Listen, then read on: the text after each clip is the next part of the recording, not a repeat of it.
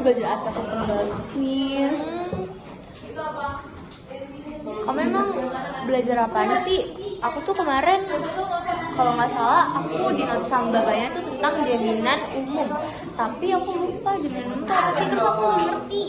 Nih, gue malah paham banget kalau jaminan umum. Jadi di jaminan itu jaminan yang diberikan oleh si debitor ini kepada para kreditor. Dia berupa seluruh harta kekayaan milik si debitor ini.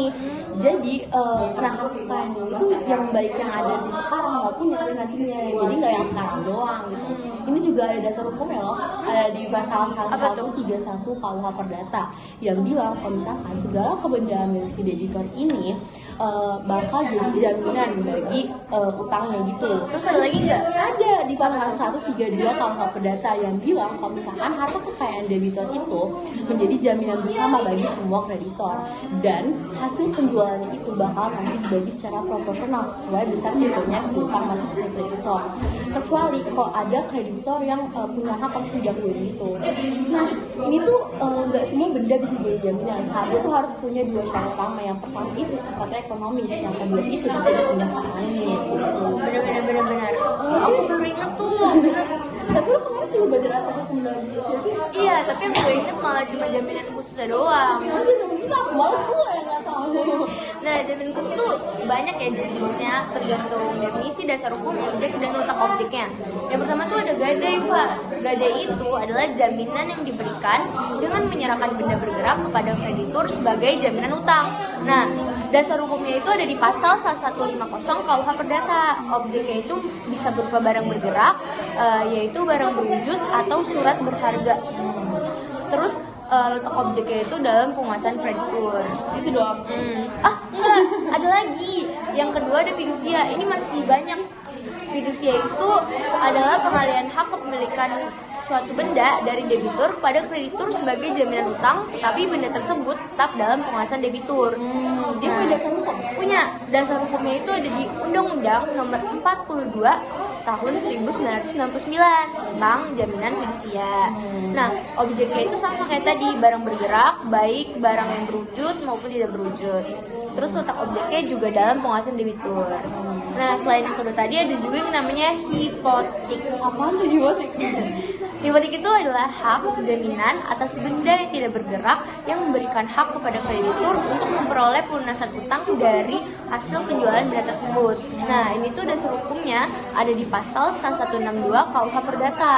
Objeknya tuh ya bisa berupa tanah, kapal dengan bobot tertentu. Nah, letak objeknya itu ada dalam penguasaan debitur. Terus ada lagi nggak? Ada. Yang keempat ada hak tanggungan.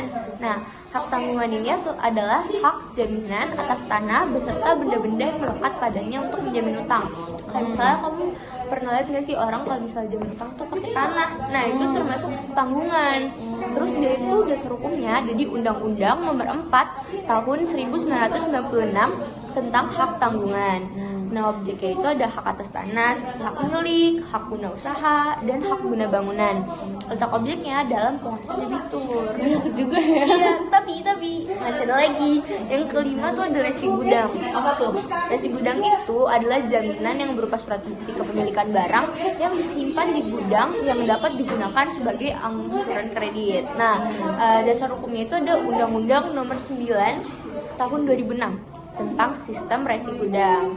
Nah, objeknya itu tuh adalah komoditas atau suatu barang yang disimpan di gudang. Karena kan namanya aja resi gudang ya. Terus letak objeknya itu dalam penguasaan gudang yang terdaftar. Itu. Tapi Pak, lu inget gak sih kemarin tuh pas kita belajar aspek hukum dalam bisnis tuh bapaknya nyebut borgot gitu. Gue tuh lupa borgot itu apa ya? Malah kemarin gue belajar tentang borgot itu. Apa tuh? Nah, borgot itu merupakan jaminan perseorangan gitu. Jadi jaminan yang ditanggung oleh pihak ketiga. Jadi tuh dia nanggung, bahasanya tuh ya kayak dia tuh nanggung utangnya si debitor itu gitu. Jadi kalau misalkan si debitor itu sampai nggak bisa bayar nih, si kreditor tuh masih aman karena nggak ada penjamin lain yang bayar utangnya si debitor itu. Gitu. Nah, bisa juga dibilang kalau misalkan borgot itu perjanjian tambahan dari perjanjian utang piutang. Jadi kalau misalkan nggak ada nih perjanjian utang piutang ya si borgot itu juga nggak ada. Tapi nyebutnya borgot. Iya, borgot. Borgot. Nah, itu juga ada dasar hukumnya di 1820 KUH Perdata yang bilang kalau misalkan borgol itu cuma berlaku untuk orang-orang yang terlibat dalam perjanjian utang piutang tersebut itu.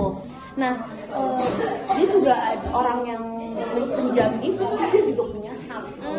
Gak seenaknya dong. Apa tuh hak? Ya, yang dia tuh punya dua hak. Yang pertama ada hak itu winning. Jadi penjamin itu bisa minta supaya harta si debitor itu dijual dulu sebelum harus dia yang nanggung utang si debitor itu. Kalau yang kedua? Yang kedua hak securitizing. Jadi itu kalau ada lebih dari satu penjamin itu dia tuh bisa minta kalau misalkan utang itu dibagi rata. Jadi nggak satu doang yang berani.